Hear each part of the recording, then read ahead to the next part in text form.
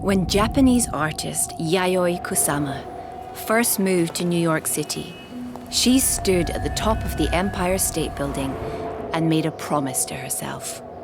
She would become world famous for her paintings, her sculptures, and her extraordinary creative energy.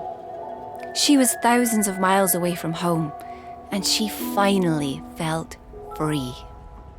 Yayoi was born in Matsumoto, a city in Japan surrounded by mountains and nature. Her parents owned a seed nursery which grew flowers to sell across the country. Yayoi would sit in the flower beds with her sketchbook and get lost in her imagination. She knew, even when she was very young, that she wanted to be an artist. But her parents were against the idea. At the time, most artists in Japan were men. Yayoi's mum wanted Yayoi to become a housewife. They got into terrible fights, but Yayoi was rebellious and unstoppable. When her mum snatched away her canvases, she used old sacks instead. One day, Yayoi was sitting in the flower beds when all the flowers seemed to come to life. Their heads were like dots that went on as far as she could see.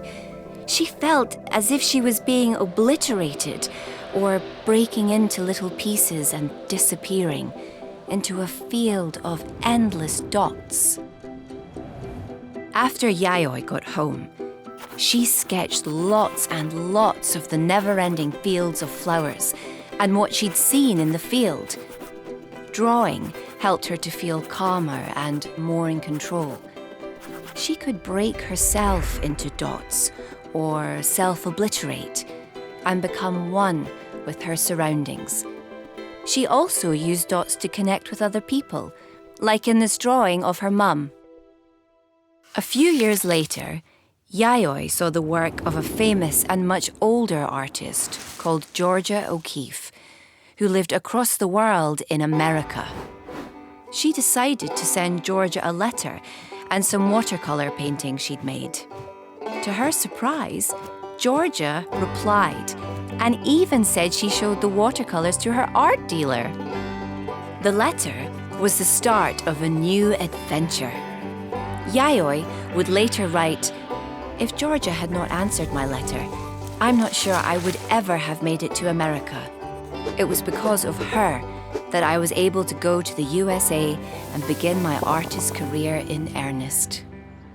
When Yayoi was 27 years old, she packed 2,000 drawings into her suitcase and got on a plane. Away from her parents, she could paint from morning to night. She worked on giant canvases and became known for putting dots on walls, on clothes, on people, even on a horse.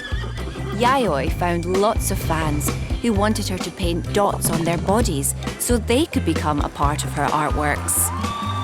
She finally met Georgia O'Keeffe in person and made friends with other famous American artists, including Andy Warhol, Joseph Cornell, and Donald Judd.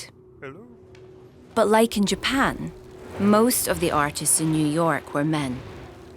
Yayoi had to work extra hard to stand out, and sometimes this would leave her feeling exhausted and anxious. But making art was a safe space for her, where she could feel at peace. Now in her 90s, Yayoi is famous around the world for her work, just like she promised herself that day at the Empire State Building. She sees herself as a single dot, and everyone in the world is a dot, connected to another dot. Our Earth is like one little polka dot among millions of other celestial bodies, she once wrote. Let's forget ourselves and become one with the universe. When do you feel most connected with the world? And what would that look like in a drawing?